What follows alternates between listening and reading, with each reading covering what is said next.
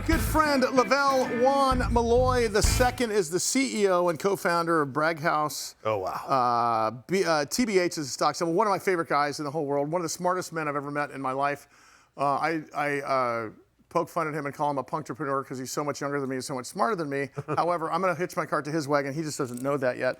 And here's the greatest part, is that he has taken time out. I'm not going to tell you where he is, but it rhymes with wedding. Dude, you are dedicated. Stocks on a run, everything's going good. I just wanted to get you here real quick before the holiday weekend and have you talk to us about an update here, what's happening with you guys. What's going on, man? Good to see you. Good to see you guys too. Everything is going well. We have a meeting officially on Tuesday, but as everything's looking, everything looks like it's going to move forward. It's going to be approved, and really excited, especially in the sports arena, as I kind of told you guys what we were building, which I think is going to be a really game changer. So I can't complain. One of the first times. I think for you, as you take a look at this affinity group that you've serviced in terms of starting off as a gaming sort of hub, if you will, into financial services.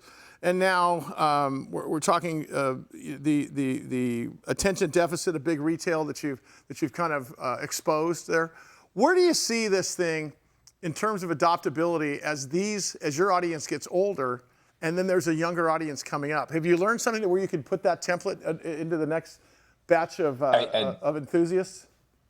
I think that's your question is exactly kind of what we've been focusing on now. As I explained to you guys, and you guys have definitely understood it, we built an adoption engine. We took passive college sports fans and returned them into active participants. And now where we are with the merger is that we're sitting at the intersection of a $600 billion sports industry. And what we're doing now is putting together probably one of the most massive platforms where we'll move passive consumption into direct economic participation and have the first publicly NASDAQ company being responsible for that. So I think that's going to change NIL, change sports athletes as they go on. That was my next question. I know Mike was going there too. The name, image, likeness thing is as much of a, every time I talk about NCAA, I get in a bad mood, so I'm not going to go to that part of it. But the NIL, the effect on GDP in this country and the effect on fairness for people that are actually delivering the money to the universities, and it's not the coaches necessarily, it's not the NCAA, it's the players and such, as well as even in professional. Where does all this end in 5 or to 10 years in terms of what do you think happens in terms of, let's say, caps for college players or caps for NIL? Because I think somebody's going to want to control it, and I think that's the thing that scares me. Well, yeah. Okay.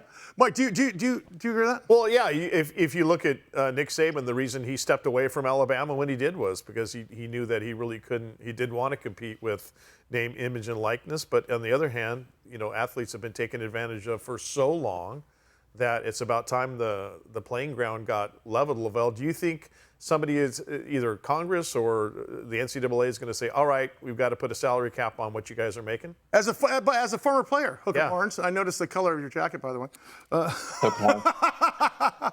I think so. The government has set kind of like a foundation. Yeah. And I think that that's important because now we can kind of build it. And you have two competing things. You have the athletes 100%, which I believe, should be able to, actually, benefit from their name, likeness, and image. Yep. But obviously it's kind of a show right now that's going. So, what I'll tell you, to answer your question simply, I think we're going to have the platform that's going to regulate that entire thing. Hey, listen, that's what we're building. I want to respect your time. But I want to say something that you said to me a long time ago, and we talked about it in person, and I want to talk about this as we start to plan our first podcast together, and it's the fact that you have turned likes into a legitimate asset class. I think I want you to explain that, because when you think about why the rent versus own crisis you talk about versus, and we're talking about, ads rent the attention versus owning the attention. and the fact that you've turned this likes into an actual legitimate asset. Talk about that real quick before you go, because I think that's a good thing to think about as you guys are moving into the next phase.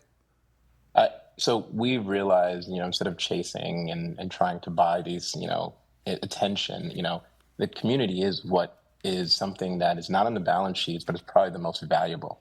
So what we're doing is really the same thing. And I'll say it this, because obviously, some of these things aren't public, but I'll say this. Can you imagine a platform where you get to follow your athlete, from college, you get to actually benefit. So when they get a deal, you get to benefit from that.